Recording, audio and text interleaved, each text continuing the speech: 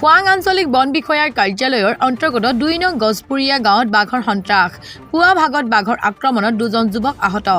নাহৰফুটুকী বাঘৰ আক্ৰমণত বিৰিঞ্চি ফুকন আৰু কৌস্তভ ঠাকুৰ আহত হয় দুয়োকে মৰাণ তিলৈ সামূহিক চিকিৎসালয়ত চিকিৎসাধীন কৰোৱা হয় বন বিভাগ ঘটনাস্থলীত উপস্থিত হৈ গুলী ফুটাই বাঘ খেদোৱা চেষ্টা অব্যাহত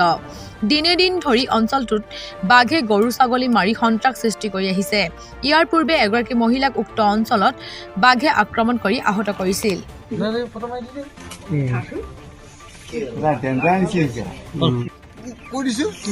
হাতত নাই খালি মানটো গৈছে কুকুৰা বিচাৰি গৈছে তাক গৈছে ইয়াত ধৰিছিলে এইফালে এনেকে কৈ এইখিনি এনেকে ধৰিছে এইফালে ধৰিছিল